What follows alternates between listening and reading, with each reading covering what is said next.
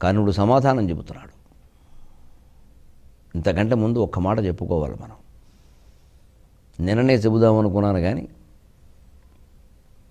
అపూర్వమైన కరుణారసమయంగా సాగుతున్నప్పుడు ఒక ఘర్షణ ఏర్పడి ఆ రసమయ వాతావరణం ఉన్నప్పుడు ఈ భాషా శ్లేష అక్కడ పానకంలో పుడకలా ఉంటుంది. అందుకని కాస్త పుడక కాస్త ఆపే, కానీ తెలుసుకుని తీరాలి.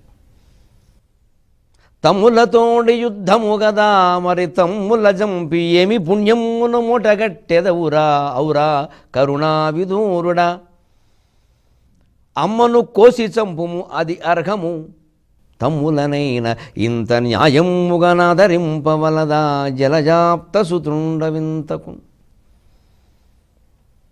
పెద్ద పెద్ద పండితులు కొంతమంది విమర్శకులు ఈ రసమయమైన పద్యాల్లో మళ్ళీ ఇది ఒకటి అవసరమా అంటారు, రాసిన ఆయన కూడా అంటారు. కానీ కవి లక్షణం ఒకటి ఉంటుందండి, అది పోదు, అది ఇక్కడ కనిపిస్తుంది. మనం అలాగే సరదాగా తీసుకుందాం భాషాపరంగా. జలజాప్త సుతుడివి తమ్ములను ఆదరింపవలదా. సూర్యుడు కుమారుడు అవడానికి తమ్ములను ఆదరించడానికి ఏమిటి సంబంధం? సూర్యుడు తమ్ములను ఆదరించాడు కదా, నువ్వు ఆదరించకపోతే ఎలాగా? సూర్యుడు తమ్ముళ్ళని ఆదరించాడు అనకూడదు, సూర్యుడు తమ్ములను ఆదరించాడు అని గ్రాంథికం చెబితే తమ్ములు అనే శబ్దానికి అన్నదమ్ముల్లో చిన్నవాళ్ళు అని అర్థం ఒకటి, తమ్మి తమ్ములు. తమ్మి అంటే తామర పువ్వు, అందుకే బ్రహ్మదేవుడిని తమ్మిచూలి అంటారు. పద్మసంభవుడు అనడానికి, పద్మగర్భుడు అనడానికి. చూలి అంటే మరి గర్భం కదా, చూలు చూలెంతరాలు, అదే చూలు కలిగింది చూలెంత, బాలుడు కలిగింది బాలెంత.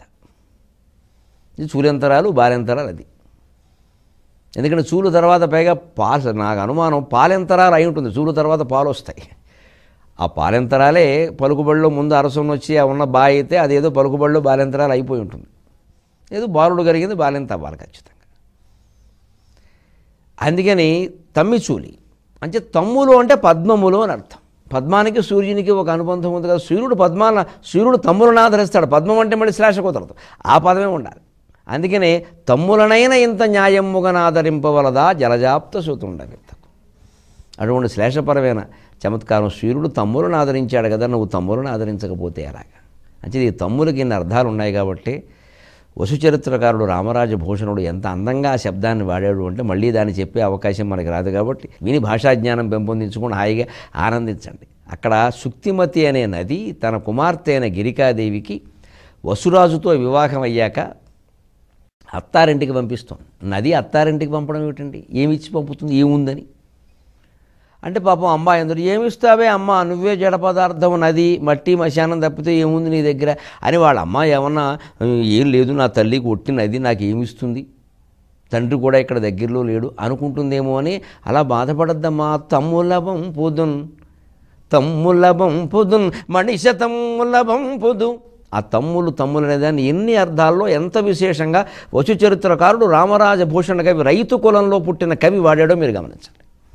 తమ్ములభం పొదున్ మణిష తమ్ములభం పొదు రాజహంసపోతమ్ములభం పొదున్ పరిచితమ్ముల కానన దేవతాళిజాతమ్ములభం పొదున్ ధృతగతమ్ముల నేనును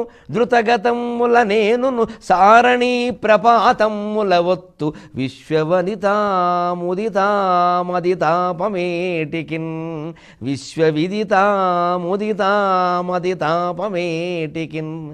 ఉయ్యాలు ఊగుతాయండి వసుచరిత్రలో పద్యాలు. అదృష్టం కూడా చెప్పుకుందాం తర్వాత.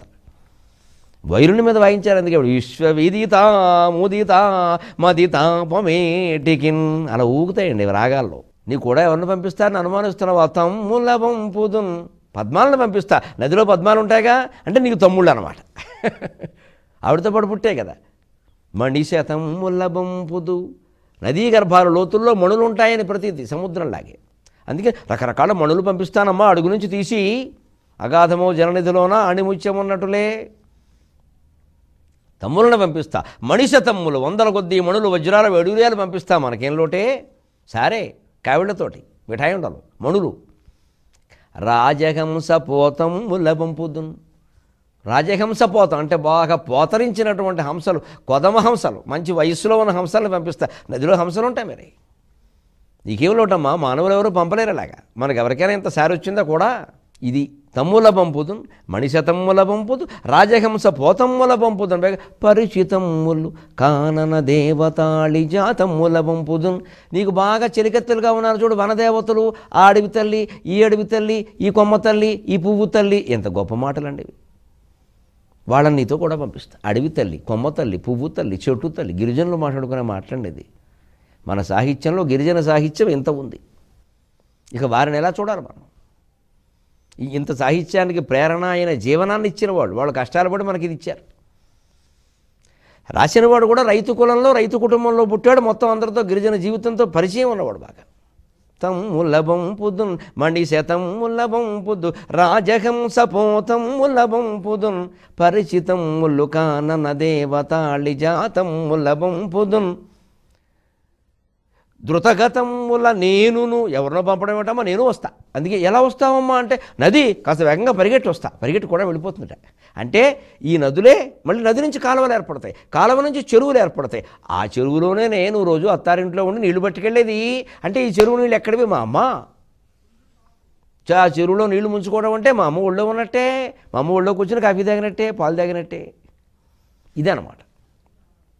ధృతగతముల నేను నువ్వొత్తు, నిన్ను ఏ ఊళ్ళో ఇచ్చానో పెళ్ళికి అత్తారింటి కింద ఏ ఊరుందో ఆ ఊరికి వచ్చేస్తా. ఎలాగా? నది కాస్త గట్టిగా ప్రవహిస్తే కాలువలు తీస్తారు, కాలువలు ఎక్కువైతే చెరువులు తవ్వుతారు. ఆ కాలువలు చెరువుల రూపంలో మీ ఊరికి వచ్చి నీ ఇంటి ముందు చెరువును అవుతానమ్మా. నువ్వు ఇలా నీళ్లు ముంచుకుంటుంటే నేను కనిపిస్తానమ్మా, అవి నేనేనమ్మా. ధృతగతముల నేను, అందుకే అంటుంది సారణీ ప్రపాతముల ఒత్తు. అందులో మళ్ళీ ఇంకో తమ్ములు సారణీ ప్రపాతములు అంటే కాలువలు, కాలువలు లాంటివి అనమాట. కాలువల ద్వారా పంట బోధల ద్వారా మీ ఊరు వచ్చేస్తానమ్మా. నేను ఇక్కడ ఉంటానేమిటి, నువ్వు ఒక కూతురు, నాకు ఒకగానొక కుమార్తెవి. సారణీ ప్రపాతముల ఒత్తు. ఆ సంబోధన చూడండి. విశ్వవిదితాముదితామదితాపమేటికిన్. విశ్వవిదిత, ప్రపంచమంతా నీ చరిత్ర చెప్పుకుంటుందమ్మా. ముదిత, ఓ అమ్మాయి, మదితాపమేటికిన్. విదిత, ముదిత, మదిత, మదితాపమేటికిన్. మదిత అంటే మది తాపమేటికి. అలాగా శబ్దాన్ని అర్థంతో మమేకం చేసి చెప్పిన